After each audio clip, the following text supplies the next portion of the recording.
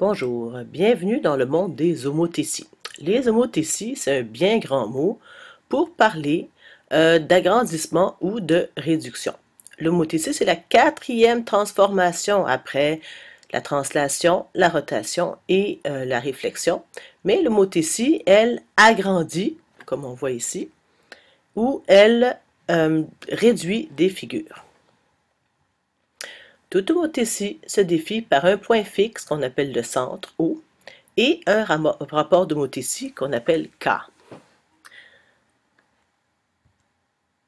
Premier exemple d'homothétie, une homothétie de rapport positif et de rapport K plus grand que 1. Il s'agit donc d'un agrandissement. Quand on parle d'une homothétie, on définit toujours la règle, c'est-à-dire qu'on donne le centre O et on dit quel est le rapport d'agrandissement. Ça veut dire que la figure va être 2 fois plus grande. Alors, centre O, rapport 2 fois plus grand. On part avec notre figure initiale ici. Alors, comment est-ce qu'on procède? On commence par tracer des lignes pointillées du centre O à chaque sommet et on les prolonge le plus possible. Ensuite, on sort la règle et on mesure la distance entre le point O et chacun des points de la figure. Voilà les mesures du point O à chacun des points. On doit maintenant placer les points images de chaque sommet. Pour ça, on doit prendre les mesures de chaque segment mesuré précédemment et les multiplier par le rapport d'homothétie K. Alors, voici la formule en long et en large. La mesure de OA', de O à A', le nouveau point, va être égale à la mesure de OA multipliée par le rapport d'homothétie. Si le rapport est 2, comme le cas est ici, ça veut dire que les mesures vont toutes se retrouver à être 2 fois plus grandes. Une fois qu'on a trouvé les mesures entre le point O et le nouveau point A, le nouveau point B, et ainsi de suite, on s'en va placer ces points-là. Boings!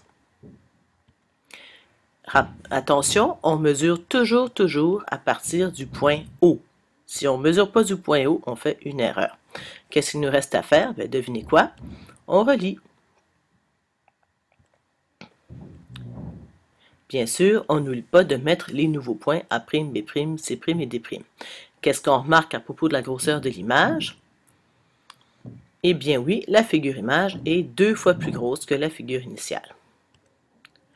Maintenant, deuxième exemple, homothétie de rapport positif et rapport plus petit que 1. Ça veut dire une réduction. La règle, donc, le centre est toujours O, il est ici, mais là, cette fois, le rapport d'homothétie est 1/2. Alors, toutes les distances vont être la moitié de ce qu'elles étaient avant. On fait comme on le faisait précédemment, on mesure d'abord. Voilà les mesures entre le point O et chacun des points de la figure. Ensuite, on multiplie ces mesures par notre nouveau rapport d'homothétie, ici par 1/2. Alors, 9 fois 1/2, c'est 9 fois 1 divisé par 2. Donc, tout est la moitié de ce que c'était avant. On place nos nouveaux points A', B', C', et on les relie. Voilà ma nouvelle figure.